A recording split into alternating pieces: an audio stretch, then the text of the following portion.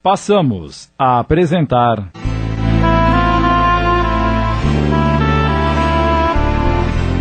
Aprendendo a Amar, uma adaptação de Sidney Carbone.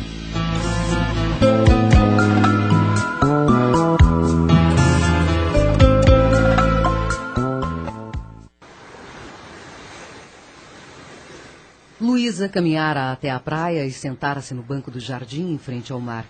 Precisava pensar um pouco. Afinal de contas, voltar para casa com mais um resultado negativo no teste de gravidez seria difícil. Ainda me soa nos ouvidos as palavras do Dr. Armando.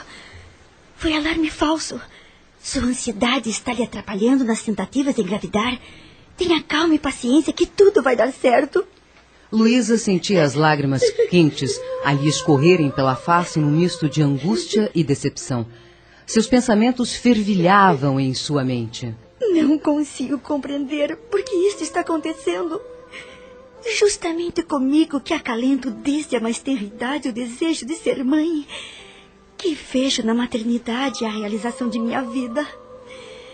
É a primeira vez que minha menstruação atrasa 35 dias e criei as melhores expectativas quanto à possibilidade da gravidez. E agora, como dar a notícia para João Carlos? Ele também sonha com a oportunidade de ser pai.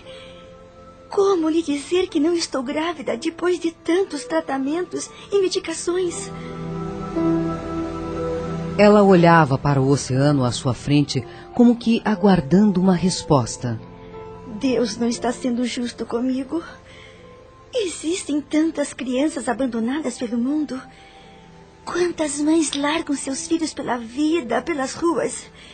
E eu, que procuro ser uma pessoa digna, não consigo realizar este sonho. Carregar em meu ventre uma semente materializada do amor que sinto por João Carlos. 7 anos de casada. Todos os tratamentos possíveis já tentei e nada. A resposta é sempre a mesma. Você é uma pessoa saudável. Tenha paciência. Seu marido também é saudável. Controle a sua ansiedade e esqueça-se do assunto. Deixe que as coisas caminhem com naturalidade. Ai, médicos não sabem de nada. Não ser mãe é como um pomar sem frutas, o pão sem fermento, o amor sem paz. Enquanto Luísa se desesperava, não percebia que a seu lado encontrava-se uma singela entidade espiritual que tentava transmitir-lhe pensamentos de refazimento, repetindo frases de soerguimento moral para tentar acalmar nossa irmã em desarmonia. Com carinho, colocava sua destra sobre o córtex cerebral da moça, irradiando tênue luz que dissipava pouco a pouco os fluidos acinzentados emitidos da mente em desequilíbrio da candidata à missão materna.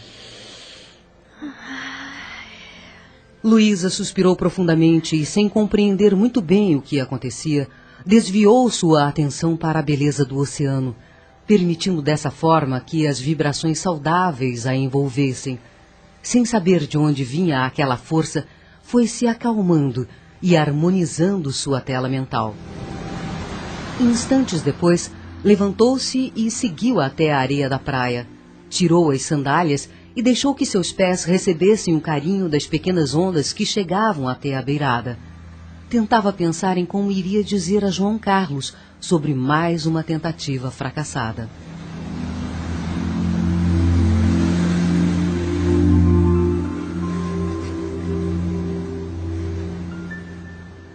Eram 18h15 quando Luísa entrou em casa. Olá, mamãe. Dona Rúbia, que a aguardava com preocupação, percebeu no semblante da filha a decepção estampada, além dos olhos vermelhos que denunciavam que ela havia chorado, e preferiu não perguntar nada sobre a consulta médica. Tentou apenas ser gentil, respondendo: Olá, querida. Quer tomar um chá? Não, estou com um pouco de dor de cabeça. Vou tomar um banho e me deitar até a hora do João Carlos chegar. Quer que a chame? Quero sim, mãe.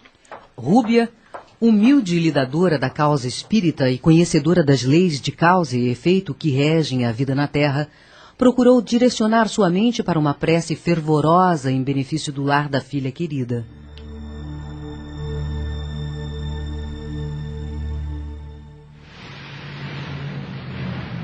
Parado no trânsito da Avenida Martins Fontes, que àquela hora recebia um grande fluxo de veículos que vinham de São Paulo e outras cidades da região, um homem de semblante ansioso olhava para o relógio e não conseguia esconder a expectativa com a possibilidade de receber a notícia tão aguardada.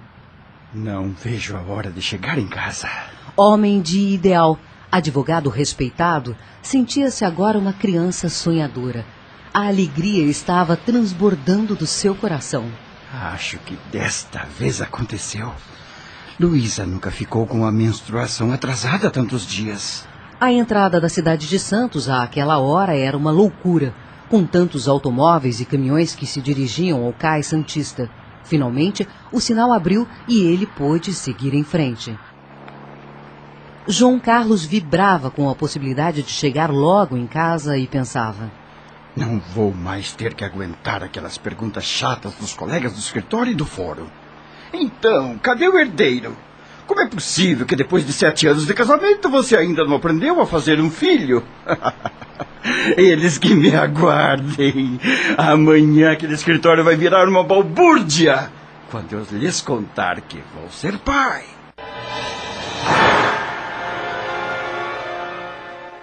O que vou fazer agora diante de mais um teste negativo? Como vou dizer isso ao meu querido João Carlos? Por que tenho que passar por isto, meu Deus? Com esses pensamentos, Luísa adormeceu e passou a sonhar. O sonho era o mesmo que já tivera em outras oportunidades. Via-se rodeada de crianças que lhe puxavam o vestido em desespero e gritavam. Em aflição, Luísa não entendia. Olhava à sua volta e via 2 jovens que riam em gargalhadas dementadas, demonstrando profunda perturbação no olhar.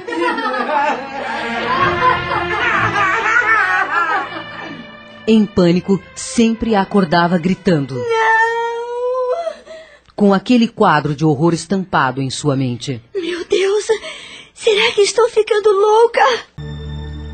João Carlos havia levado a esposa a um psicólogo por causa dos constantes pesadelos e do nervosismo que Luísa apresentava ao acordar toda madrugada após o mesmo sonho. Depois de algumas sessões, o profissional disse que os sonhos eram provenientes do estado de ansiedade que Luísa manifestava no desejo incontido de ser mãe. Ele só não explicou porque esses sonhos me acompanham desde a adolescência.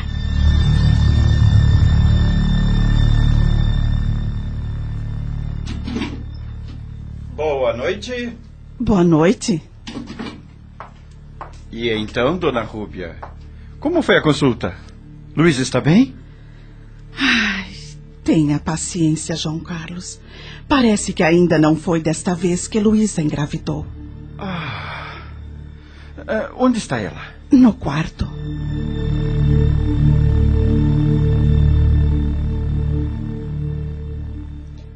João entrou no quarto e, sentando-se na cama, ao lado da esposa, estendeu o braço e, com as pontas dos dedos, procurava acariciar seus cabelos. Ela, não suportando a emoção, abraçou-o, em um misto de revolta e desesperança. Acho que Deus não existe, João Carlos. Se existisse, já teria nos abençoado com um filho. Não fale assim, querida. Tantas mães rebelam-se contra a maternidade. Tantas outras praticam aborto. E eu, que tenho na maternidade meu ideal de vida, não consigo conceber um filho. Querida, já falamos sobre isto, mas vou repetir. Por que não a adoção? Adotemos uma criança que será nosso filho do coração, do qual cuidaremos com muito amor. Sou uma mulher saudável, João Carlos, e vou lutar até o fim para realizar esse propósito. Ninguém vai me impedir de ser mãe. Ninguém entende. E, demonstrando todo o seu desequilíbrio, acrescentou. Se você não serve para ser o pai do meu filho, eu o libero para uma nova vida. Tomado de surpresa e aparvalhado com a resposta da esposa, João nada respondeu, pois percebeu que ela não tinha condições de conversar. Deixou o quarto e foi para a sala, onde encontrou em Rúbia a pessoa certa para o desabafo. Por que, dona Rúbia? O que a sua religião, que a senhora diz ter explicações para tudo, pode dizer a esse respeito? Ai, meu filho, A revolta atrapalha qualquer ideal nobre.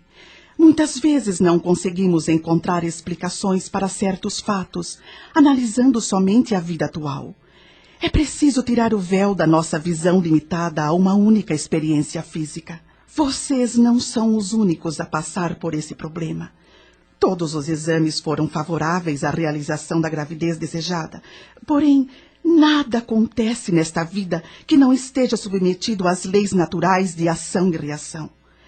Se vocês são pessoas saudáveis e em nossas famílias não se encontram casos de infertilidade ou qualquer outra patologia, devemos nos reportar a uma causa anterior a esta vida. Tudo deve servir como aprendizado para a alma que estagia nesta escola chamada Terra. Portanto, querido João, acredito que essa demora em engravidar tem uma explicação espiritual que você precisa compreender. Não devemos nos queixar e nem nos conformar, mas, acima de tudo, procuremos buscar entendimento das leis naturais para respeitá-las e compreendê-las. Enquanto falava, Rúbia era amparada por amigos espirituais que lhe inspiravam palavras de consolo e esclarecimento para o genro, que, surpreendido, ouvia tudo, com muita sede de compreender os graves problemas que envolvem o espírito encarnado em aprendizado no planeta. Fazendo uma pausa e sentindo em seu psiquismo a presença das entidades amigas, Rúbia prosseguiu. Nada acontece por acaso. Você e Luísa têm compromissos assumidos com o plano espiritual e devem tentar de todas as formas reunir forças, buscar compreensão e prosseguir no seu aprendizado. E não se esqueça que Deus não castiga ninguém. Ele nos ama. Suas leis naturais não punem, antes educam. Não pode ser simplesmente um fator emocional? Na base de tudo está o espírito que comanda o carro físico. Se existe desequilíbrio, é o espírito que se encontra desequilibrado. Eu já sugeri a vocês que procurassem ajuda, orientação. Vocês estiveram em um psicólogo e ele não pôde responder por que é que os sonhos de Luísa remontam à adolescência. Existem psicólogos espiritualistas, profissionais que avaliam o caso apresentando de uma forma holística. Por que não procurá-los? Por que não tentar? Já os convidei para irem à casa espírita ouvirem uma palestra. São assuntos esclarecedores, experiências de fé, à luz do raciocínio e da análise equilibrada dos problemas que atingem o espírito encarnado. Vou conversar com Luísa a respeito. Dona Rúbia, diga-me uma coisa. Essa sua religião é a mesma de Chico Xavier, a tal da mesa branca? Não existe mesa branca ou de qualquer outra cor que tenha ligação com a nossa doutrina, João Carlos. O desconhecimento da doutrina dos espíritos pelas pessoas é algo assustador. E muitas religiões que se dizem cristãs usam a doutrina espírita como a vidraça preferida, ajudando a manter as pessoas desinformadas e alimentando o preconceito daqueles que não conhecem os princípios básicos dessa doutrina consoladora. Se você tiver interesse em conhecer melhor a doutrina dos espíritos, a nossa casa oferece o estudo doutrinário, onde você vai poder conhecer com mais profundidade as 5 obras básicas da codificação espírita e tirar todas as dúvidas que sua sede espiritual lhe provocar. A conversa também era acompanhada por 2 outras entidades que a tudo ouviam com sarcasmo e desdém e, revoltados, comentavam entre si. Ela irá nos pagar. Vamos persegui-la até que responda pelo crime praticado contra nós. E essa dona Rúbia? O que faremos com ela? Nada que um grande envolvimento psíquico não resolva. Vamos fomentar nela pensamentos de desânimo para que aos poucos deixe de ir à casa espírita. Nossos irmãos desajustados encontravam-se presos às malhas do ódio e da vingança, tentando de todas as formas impedir a gravidez tão sonhada de Luísa. Vamos chamar outros amigos para começar a causar uma série de contratempos à dona Rúbia. Quero ver até onde ela vai com essa fé raciocinada. E com profundo conhecimento de como influenciar o espírito encarnado, disparou. A menor brecha psíquica de nervosismo, revolta, rancor ou qualquer sentimento que gere vibrações de baixa frequência, ataquemo-la com todas as energias negativas possíveis, até causar-lhe uma dor de cabeça. Não podemos dar-lhe a menor trégua. A voz vinha de entidade de aspecto horrendo. O seu corpo perispiritual encontrava-se disforme pela permanência constante em faixa de pensamentos menos felizes. Seu nome era Augusto. Seu companheiro de desdita chamava-se Abelardo.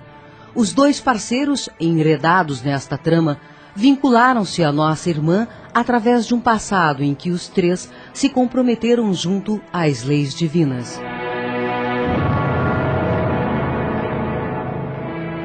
Em uma vida pretérita, Luísa, Augusto e Abelardo eram companheiros inseparáveis.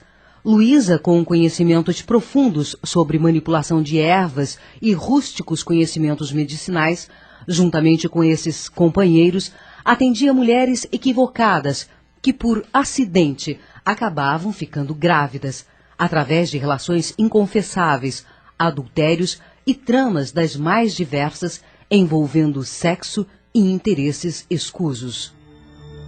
Ela, juntamente com os parceiros de desajuste, vendia seus serviços para as moças que eram surpreendidas pela gravidez indesejada. Fique tranquila, moça.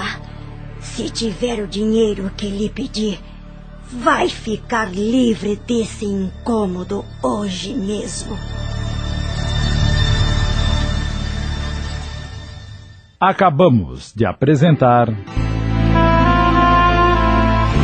Aprendendo a Amar. Ela, juntamente com os parceiros de desajuste, vendia seus serviços para as moças que eram surpreendidas pela gravidez indesejada. Fique tranquila, moça. Se tiver o dinheiro que lhe pedi, vai ficar livre desse incômodo hoje mesmo.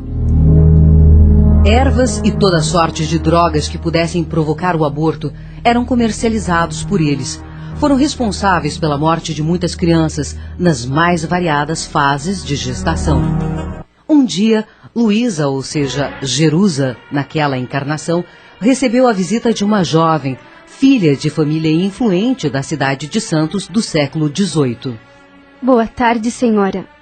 Meu nome é Helena e esta é minha amiga Eugênia. Qual é o problema? Bem, eu mantinha um relacionamento às escondidas. Acabei por engravidar e não tenho como esconder dos meus pais esta situação. Através de uma amiga, recebi a indicação de que a senhora é uma pessoa discreta e competente para a solução do meu problema. Reconhecendo que a adolescente vinha de família abastada, ela procurou valorizar o seu serviço. Fique tranquila que tudo vai sair bem. Marcaremos para amanhã às 10 horas. Feito o serviço, a senhorita voltará normalmente para casa, sem que ninguém desconfie de nada. Assim fico mais tranquila.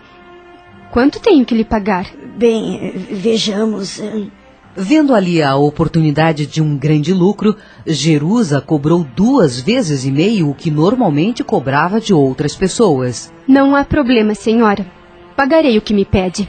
Muito bem, senhorita, muito bem. Estamos combinadas então. Espero-a amanhã. Mas atente para o horário. Não gosto de atrasos. Não me atrasarei, senhora.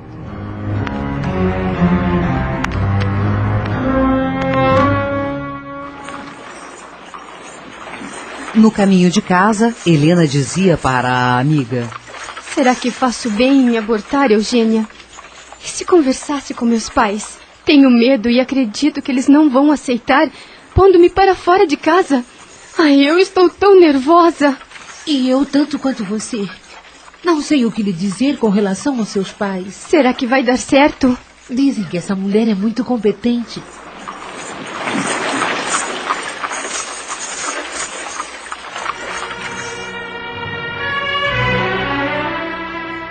À noite, durante o sono, amigos espirituais dedicados, buscavam, através do desdobramento espiritual, mostrar a Helena o equívoco que estava cometendo. Em vão foram seus esforços. O espírito que estava ligado desde a concepção, naquele feto de 2 meses, implorou para ela não cometer o triste ato. Falava da oportunidade que ela estava dando-lhe pela porta da maternidade. Há muitos anos esperava para poder reencarnar, e agora que havia conseguido, ela estava decidida a lhe arrancar a bênção de voltar a um corpo físico. Daniel era o seu nome. Ele havia se comprometido no mundo espiritual, juntamente com Helena, a servir e a auxiliar, dedicando sua vida na fase adulta ao sacerdócio, em benefício de irmãos menos felizes na jornada terrena. Através de laços de amor, tentaram de todas as formas orientá-la e alertá-la das consequências do aborto. Mostraram a ela a problemática que envolve o corpo espiritual, que fica energeticamente comprometido para futuras encarnações. Helena poderia vir a renascer como mulher em outra vida, mas não gozar da bênção da maternidade, por ter lesado no corpo perispiritual os órgãos reprodutores. Mostraram-lhe também a ligação que ela tinha com o espírito reencarnante, principalmente pelos compromissos assumidos pelos dois e pelos projetos de mãe e filho a caminho da evolução de cada um. Tudo em vão.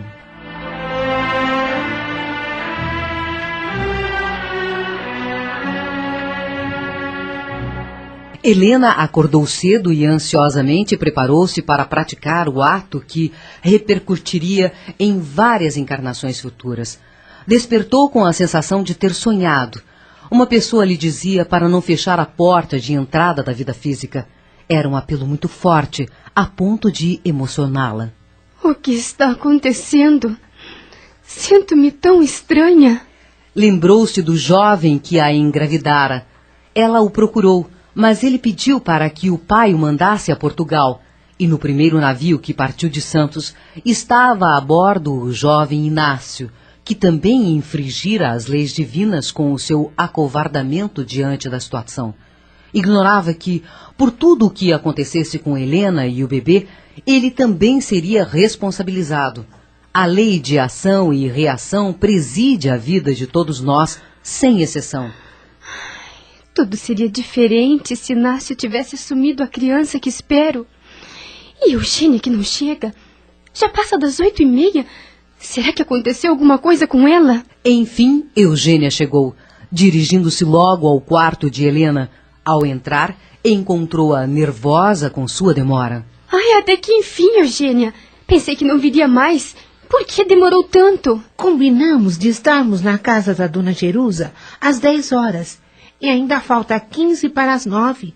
Temos tempo suficiente. Eu estou muito nervosa. Procure manter a calma. E não se esqueça do que combinamos. Você vai dizer à minha mãe que vamos à casa de sua tia que se encontra doente em São Vicente. E que iremos demorar um pouco por lá, entendeu? Tudo bem. Vamos descer então. Antes quero contar-lhe um sonho ruim que tive esta noite. Se for relacionado ao aborto, não quero ouvir. Por favor, Helena, você tem que me escutar. Justino, o espírito protetor de Helena, que estava ao seu lado com outros companheiros, tentava influenciar Eugênia, repetindo no halo psíquico de nossa irmã pensamentos de alerta para a jovem Helena desistir do ato insano, mas esta... Eu não quero escutar nada. Quero me livrar desta situação o quanto antes. E pegando-a pelo braço, puxou-a para fora do quarto, dizendo... Mamãe deve estar na cozinha dando ordens. Vamos falar com ela. Totalmente sem jeito, Eugênia mentiu para a mãe de Helena quanto ao local que estavam indo. Não precisa se preocupar, dona Lica. Não nos demoraremos.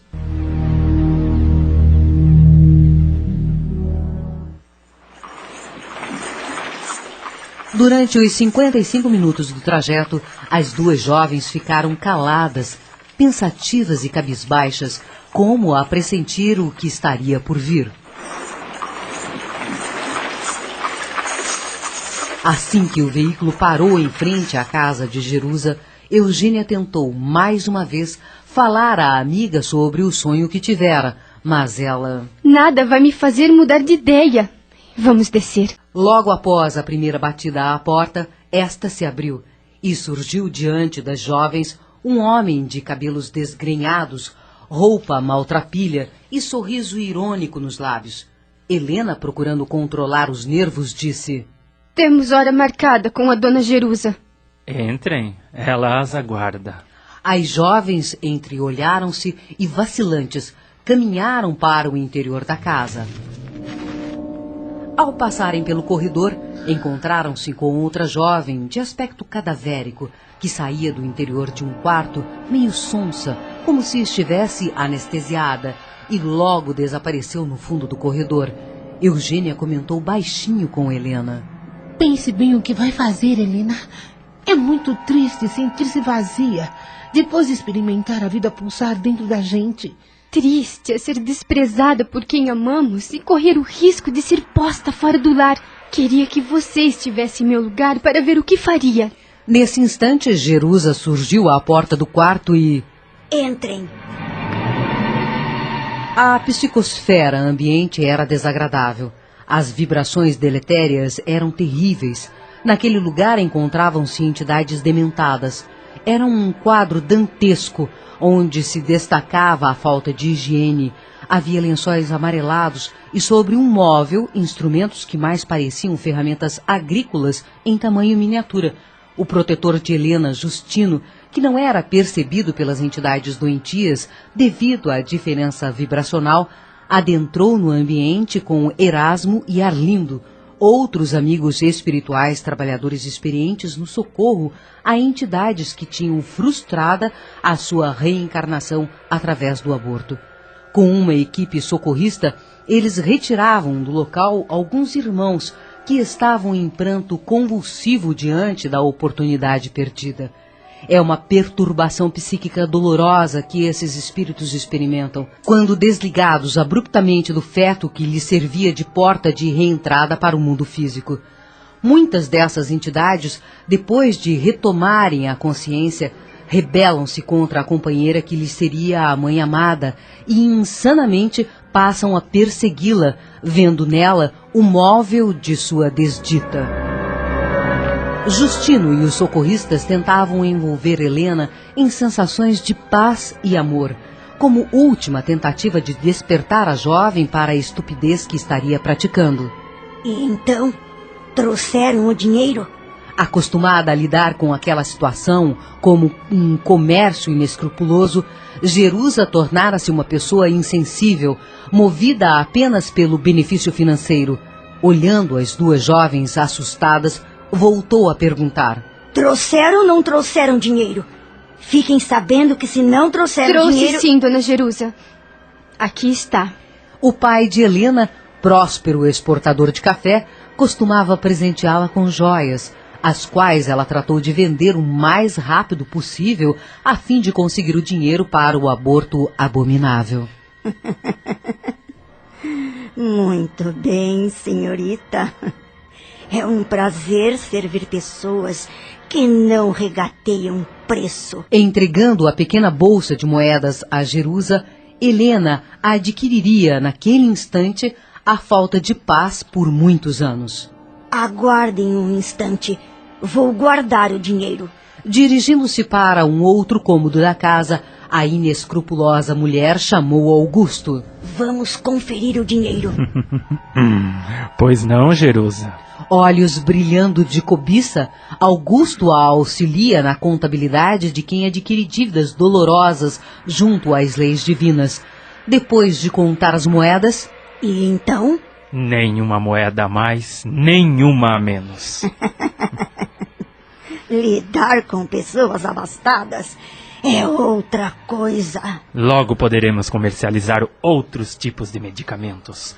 Vamos investir mais nos remédios milagrosos, pois quem está doente procura desesperado por algo que lhe restitua a saúde e não nos será difícil negociar tais medicamentos. Chame o Abelardo para fazermos logo o serviço. Jerusa retorna para junto das jovens, no quarto onde será realizada a prática abortiva, e dirigindo-se a Eugênia... Saia, moça, e espere na sala ao lado. Eu não posso assistir? Já disse para sair.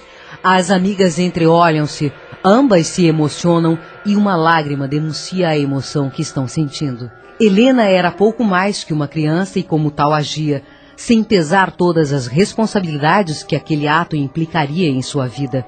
Em vão, os amigos espirituais tentaram impedir o gesto odioso, mas o livre-arbítrio de cada um deve ser respeitado, mesmo nos momentos mais tormentosos. Vai, Eugênia, e me espere. Tudo vai dar certo. Assim espero. Assim que Eugênia deixou o quarto, Dispa-se e vista esse roupão que está pendurado na parede. Helena sentiu náuseas. O nervosismo era muito grande. Sua consciência começava a lhe chamar a atenção. Ela olhou para o roupão e, observando respingos de sangue, sentiu-se mal, mas foi retirada dos seus pensamentos. Ande logo, senhorita, que não tem o dia todo. Daqui a pouco vai chegar outra cliente para o atendimento. Avise, por favor. Sim, senhora. Depois, deite-se sobre aquela mesa. Respirando fundo, ela vestiu o roupão e deitou-se no lugar indicado. Abelardo logo surgiu no quarto e... deu medicamento para ela beber. Era uma droga que anestesiaria a jovem mãe para se iniciar o processo execrável.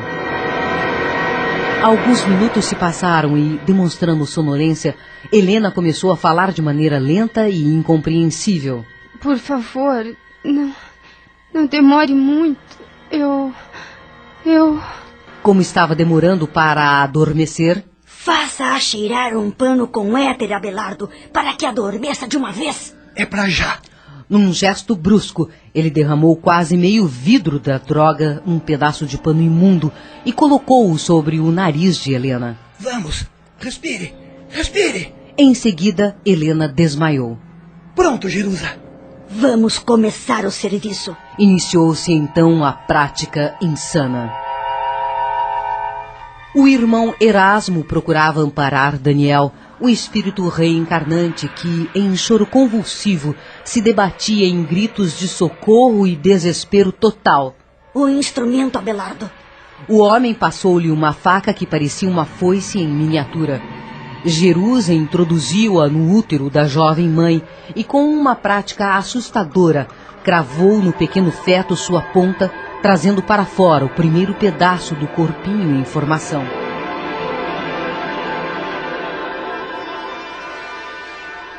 Daniel soltou um grito lacinante, perdendo os sentidos. Enfermeiros prestimosos do plano espiritual o envolveram em passes calmantes para que sua dor diminuísse e ele sofresse menos com toda aquela situação.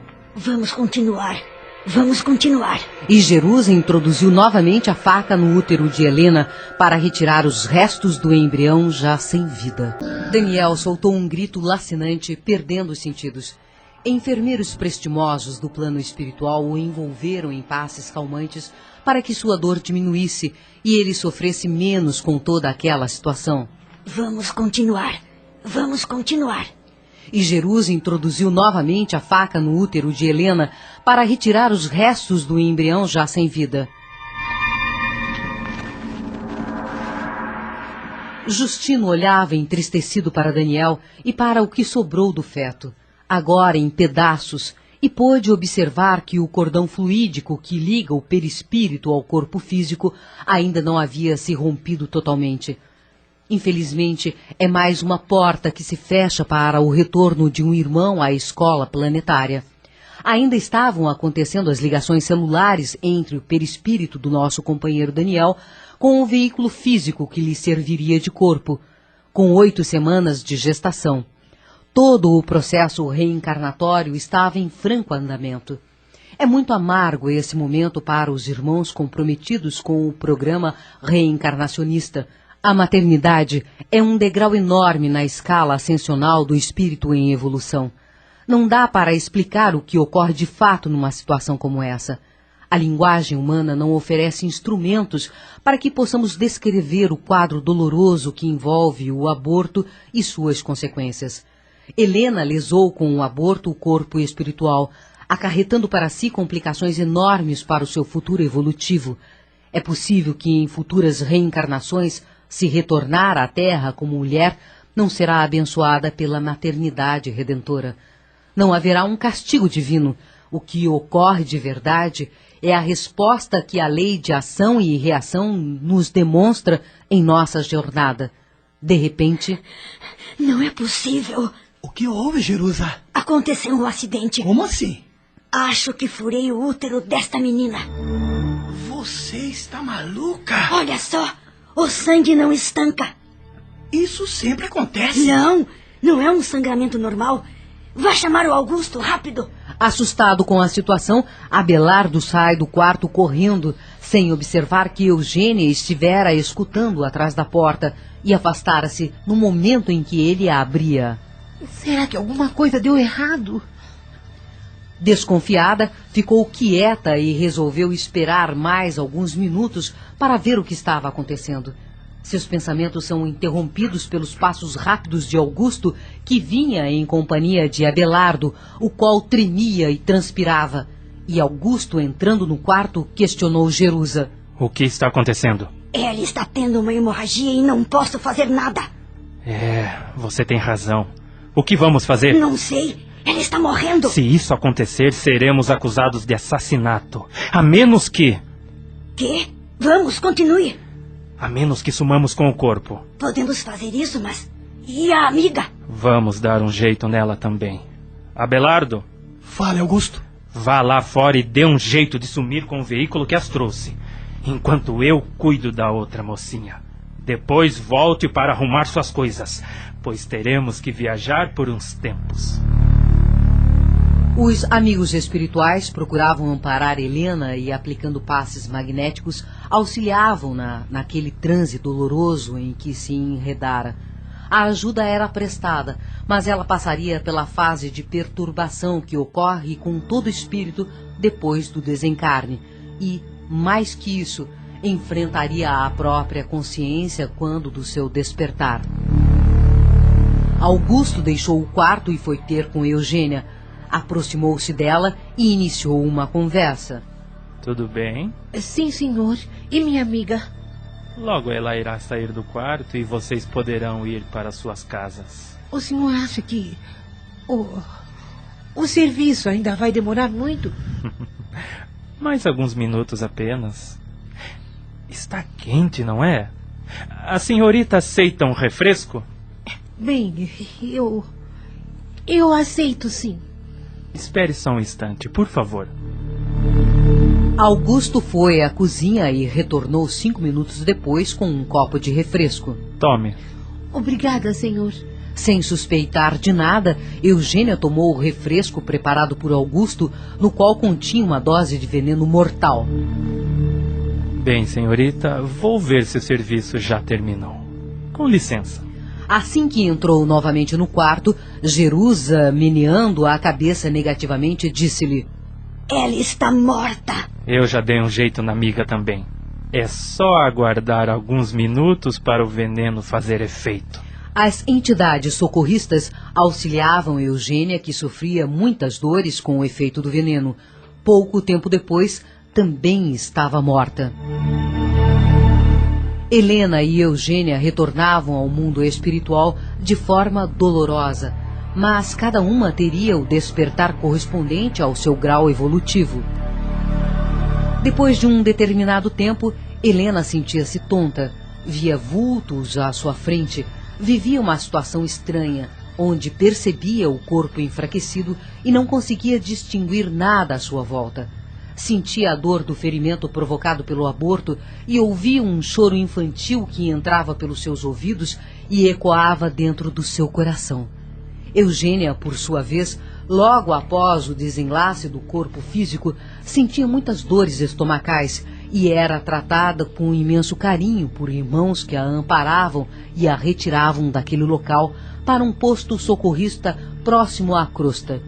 Helena, espírito, passaria algumas horas naquele local. Depois seria levada para o mesmo posto de socorro em que Eugênia fora atendida. Augusto e seus asseclas aguardavam que chegasse a madrugada para sumir com os corpos e conversavam entre si. Iremos até o porto e pegaremos o primeiro navio que possa nos levar para bem longe daqui. Quem sabe poderemos nos estabelecer em outra cidade. Por exemplo? Que tal Rio de Janeiro? Não sei, não. Talvez fosse melhor fugirmos para São Paulo. Nosso destino será o Rio de Janeiro. Está decidido. Concordo com Augusto, Jerusa. Jerusa não estava gostando nada daquilo. Sempre era a última a decidir. Sua palavra nunca era ouvida e todo o trabalho mais arriscado sobrava sempre para ela. E pensava: não é justo. Quero ver se na hora da partilha do dinheiro vou ter que dividir em partes iguais. Augusto, como a adivinhar-lhe os pensamentos, sentenciou: vamos dar fim aos corpos e depois faremos a partilha do dinheiro. Enquanto vou com Abelardo sumir com os corpos, você, Jerusa, fique a postos nos aguardando.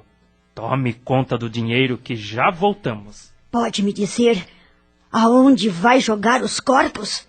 Eu lhe fiz uma pergunta, Augusto. Aonde vai jogar os corpos? Vou enterrar lá no mangue. Por quê? Só para saber o tempo que tenho para me preparar para a fuga. Vamos, Abelardo. Vamos dar um fim nisso. Minutos depois que os dois homens saíram levando os corpos envoltos em panos velhos... Não posso perder nem mais um minuto. Jerusa pegou todo o dinheiro que estava guardado num velho baú no quarto em que atendia suas clientes, selou um cavalo e saiu em direção ao posto dos oficiais. Procurou o chefe deles e, fingindo grande aflição... Senhor, eu estava dormindo quando, de repente, acordei ouvindo dois homens discutindo com duas moças próximas à janela de meu quarto. Era uma discussão violenta. Levantei-me, olhei pela fresta e vi quando um dos homens lançou mão de um punhal e atacou as jovens. Fiquei apavorada, mas como sou uma mulher sozinha, não podia sair para intervir. Minutos depois, ouvi quando um dos homens perguntou ao outro: aonde vamos enterrá-las? E o outro respondeu: vamos levá-las ao mangue. Foi horrível, senhor oficial. Horrível. O oficial, que ouviu tudo sem interrompê-la, pediu que ela aguardasse alguns instantes, que ele iria chamar outros oficiais para partirem em diligência. Assim que ele desapareceu no corredor, deixando-a só... Agora tenho que fugir sem deixar rastros, levando todo o dinheiro que amealhei durante esses 3 anos, auxiliando essas mocinhas incautas. Adeus, Augusto. Adeus, Abelardo. Enquanto irão apodrecer na cadeia, eu desfrutarei do dinheiro que me ajudaram a ganhar, perfeitos idiotas.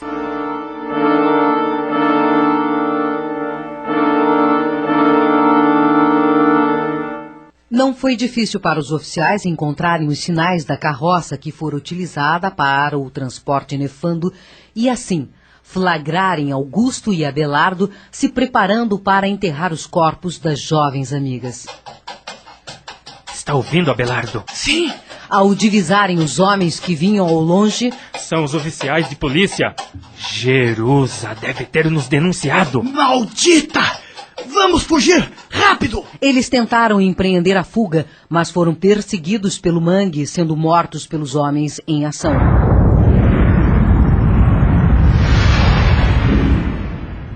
Dessa forma, desencarnaram Augusto e Abelardo, desajustados, e levando consigo a certeza de que Jerusa os houvera traído, despertando no mundo espiritual com intensa perturbação e ódio.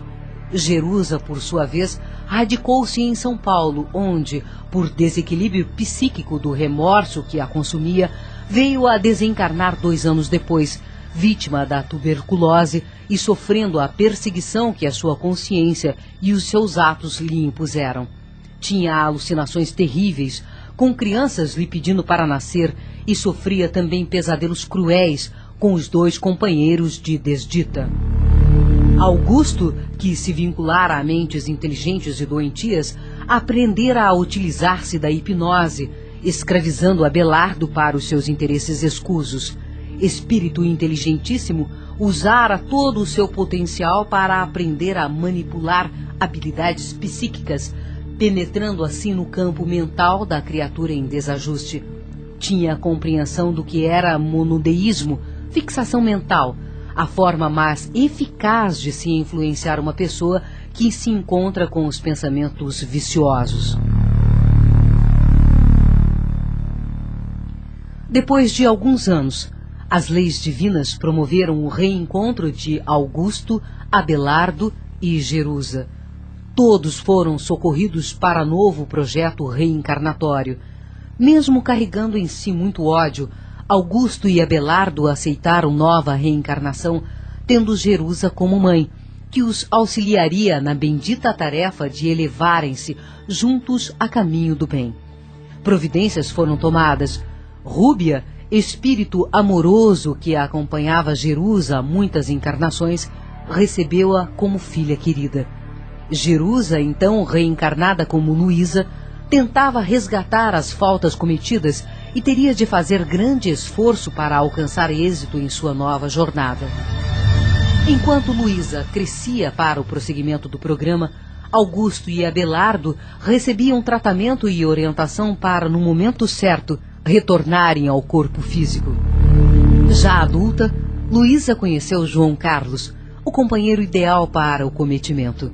Ele, que fora Daniel, espírito que teve sua encarnação frustrada pela jovem Helena, tinha então a oportunidade de, através do perdão e do amor, auxiliar aquela que, juntamente com Helena, lhe houvera tirado a oportunidade de renascer.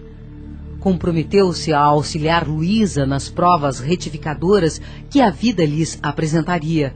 Casaram-se e, no tempo aprazado para a gravidez, Augusto e Abelardo decidiram desistir de reencarnar tendo Luísa como mãe. Rebelando-se, fogem do núcleo espiritual que lhes servia de morada para enredarem-se novamente nas tramas do ódio contra Luísa. Passaram a persegui-la e tentaram de todas as formas promover a vingança que lhe acreditavam ser a única maneira para encontrarem a paz.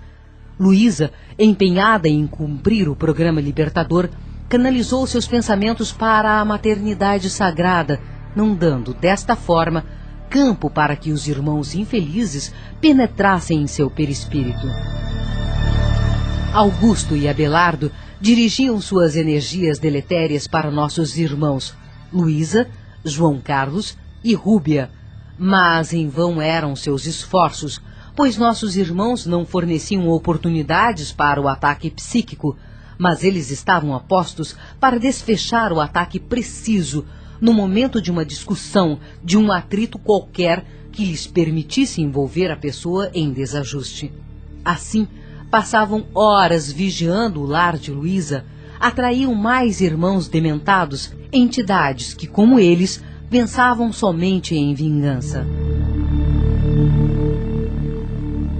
Certa manhã, Luísa despertou com a sensação de que havia sido perseguida mais uma vez, de maneira invigilante. Levantou-se sem se abrigar na bênção de uma prece. Fixou sua mente nas crianças que lhe pediam para nascer em seus pesadelos.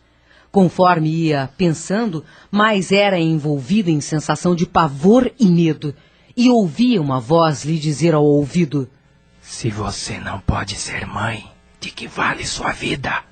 Ela será sempre vazia. Acabe logo com isto. Vamos, mate-se! Assustada, deixou o quarto e foi ao encontro da mãe. Mamãe, me ajude! O que aconteceu, filha? Luísa estava pálida e transpirando muito. Rúbia lançou mão do recurso precioso da oração e apelou para a filha. Filha, preste atenção. Seja qual for o pensamento que tenha em mente agora, eu lhe peço que mude a sintonia e se una a mim em oração. Ouviu, Luísa? Responda-me, filha. Aprendendo a Amar. Obra do Espírito Batuíra, psicografada por Adeilson Salles, uma adaptação de Sidney Carbone.